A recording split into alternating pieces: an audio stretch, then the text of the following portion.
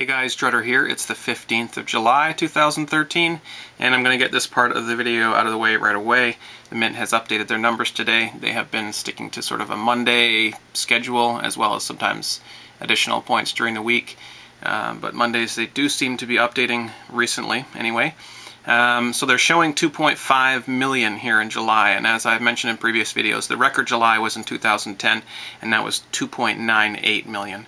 And we are halfway through the month, so it's really hard to see how they are going to hide the fact that this is an all-time record month, as was January and a few other months this year. So let's run those numbers, and we will remember that there were 0.826 million added from June's numbers onto July 1st's numbers, so we have to take those out first. So we're really showing 1.7 million so far in July, and then that's the number we want to use to extrapolate the pace that we're going at. This point we can't include June's numbers to do that, otherwise we'll end up with a falsely large number. So we multiply by the number of days in the month and divide by the number of days that have happened so far, and we show that 3.5 million is the amount probably going to be sold in July. Of course, we have to add on back that 0.826 million that will still appear on July's numbers because it was on July 1st that they added that, and we will end up the month probably showing 4.3 or so. I've been guessing about 4 million, so that does sort of ring true. And I'm expecting the number to end up somewhere around there, of course minus the amount they choose to carry over to August 1st, as they have been doing a fair bit this year, several times. So this will be the fourth month that they fudge, in my opinion, if they do that. But because it's already so far above 2.98, they would have to hide about 1.5 million ounces and put those onto August 1st numbers, and I really don't think they're going to do that. So I think what's going to happen is it's going to show somewhere around 4 or maybe even up to 4.3 million ounces for July, making it the best July by approximately a 50% margin over the previous record, which is absolutely incredible. So it looks like the demand for silver, especially physical silver bullion, is not decreasing. We don't know anything about industrial demand. Those numbers are much harder to come by. No one just goes out and publishes a web page with industrial demand for silver. So that's much harder to do. And as I've mentioned before, we are only looking at demand for investment silver. And investment silver is only one type of silver. There's industrial silver, silver used in medicine and other jewelry and so forth. But this does measure the overall demand for physical silver bullion for investment, and as you can see, it's just breaking more and more records as the year goes on, and this is undoubtedly going to be a record year. If you glance down here, we're already at 27.5 million, and so we are breaking a lot of records for entire years in the past, and I think now we are somewhere around the fourth best year ever, and of course the year is only half over. Just one more note about this. If you're not following what I'm saying, I've done a lot of videos on this topic over the past 5 months or so, and I would recommend going and having a look at some of those. If you want to know a bit more about what I'm talking about, this is just sort of a continuation and an update for those people who have been following this story.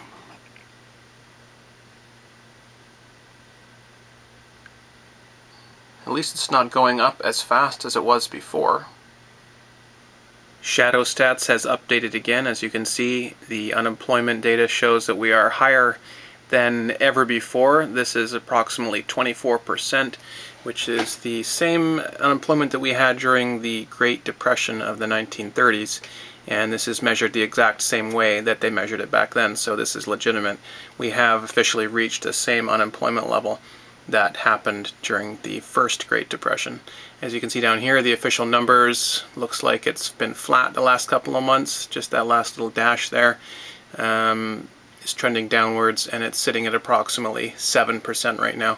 So the difference between 7% and 24%, this is more than 3 times higher than they're actually reporting it. It's pretty drastic. Links below.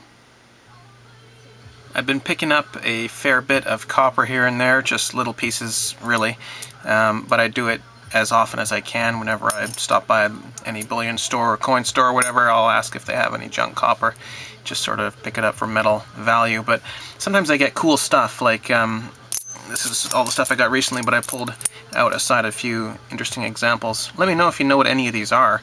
Wow, yeah, I have never even seen that coin before. Looks like it had a cool image on the front there at some point. I can hardly see what it is now. What does that say?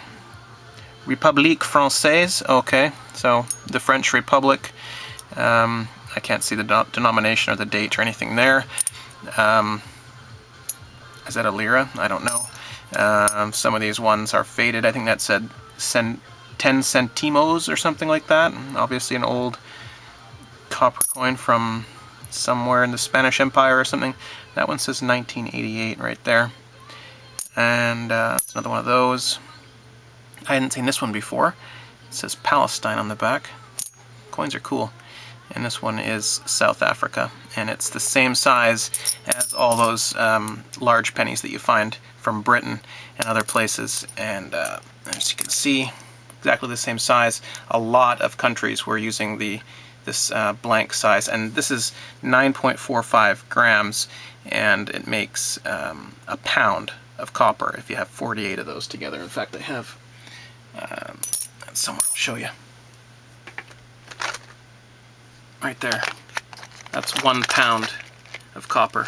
And interestingly enough, it fits perfectly in a mint tube from the Royal Canadian Mint. So as you can see, I have all these ones in there, and fits perfectly. So I can just put that aside as a pound of copper.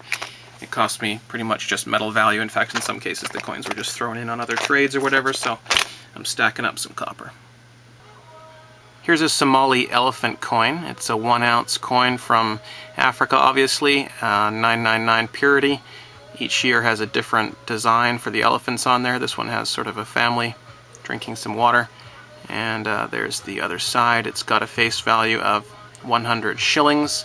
And the interesting thing with these coins, I guess they're technically coins, is that they are minted in Germany by the German Mint, and there is no real government in Somalia, so no one really knows if these really are coins, if they're legal tender or what, but they are a nice looking coin, and they are 1 ounce of silver, so I don't have much to invest, but at these prices below $20 I have pulled the trigger on at least a couple ounces.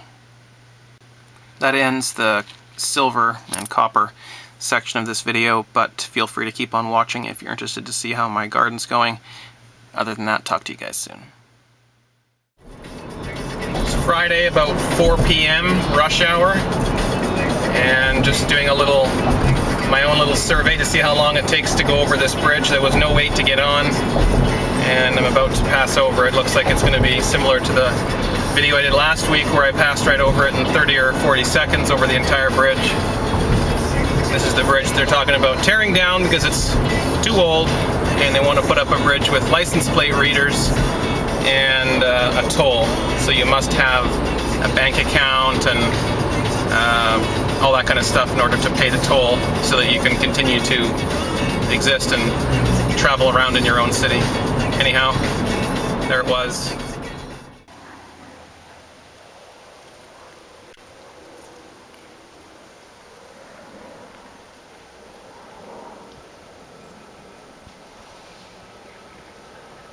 This garlic certainly looks ready to be harvested.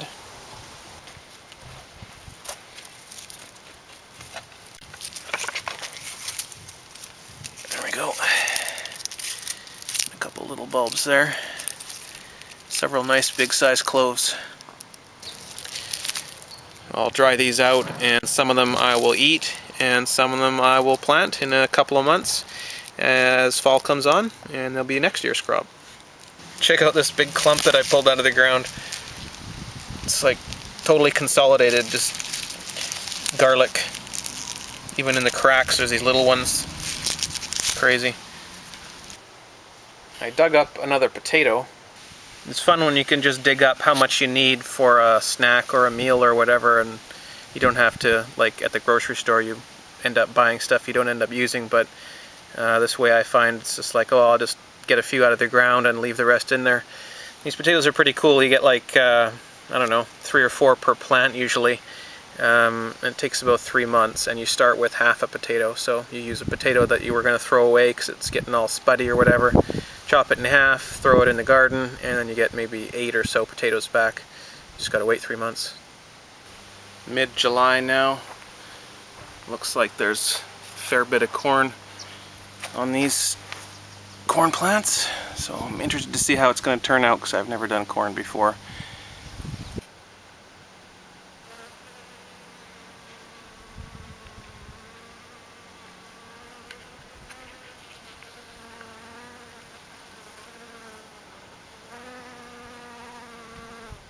I picked up this Archie here at my grandma's house just to have a look through it, and it's from 1975 or 1976, can't be quite sure. But a few things I noticed that you just wouldn't see in a book these days is discussion about American history and the Constitution and stuff. But more surprising, an entire article on gold and how important it is as a monetary reserve and industrial metal and so forth. So I just thought that was kind of cool. Books and stuff like that are really interesting to me sometimes, to look back on old stuff and see how society has changed and how styles have changed and different things like that. I mean, Archie said in here, he said blast it or something like that, and Betty got really offended because it was such a bad word. Blast is a bad word? But anyway, pretty cool that we used to teach kids, you know, these are elementary age kids that are reading these Archies, right? And young adults as well too, but yeah, I think it's pretty cool that we were teaching people about gold in pop culture. You just don't see that these days at all. Alright, the tomato plants are in the ground here at Grandma's house finally. I planted them fairly deep so they'll root along the stems, and gave them a bit of lime and fertilizer and just a tiny bit of water, and I'll be back next weekend to see their progress. I just wonder if, is this GMO corn? And the parting shot of this video is a look at my little tiny garden patch at the place where I live. And most of my stuff's over at Grandma's house where I have some more land to play with. But here I just have this little spot. In the middle it's blank, it's going to be potatoes. You can do 2 crops a year here. They're about 3.5 months each, so if I put them in now, there'll be a fall harvest, and I'll be doing that any day. Along the back there are 3 tomato plants. They're organic, orange, little tiny orange tomatoes, and hopefully those will be growing fast because I'm a little bit late here with the tomato plants because of my rotting off, or whatever you call it, damping off that I had earlier this spring because of dense soil and overwatering. I have some oregano there, 2 pepper plants courtesy of a viewer of mine, thank you. It hasn't been hot enough for these guys yet. They love hot weather, so they're not that big, but I think they'll do well. I had some peppers in here last year that did fairly well. Lettuce, of course, and some flowers, garlic, mint, and lemon balm in the back. Looks like the mint is starting to go to seed a little bit there. And that's about it for this video. Talk to you guys soon.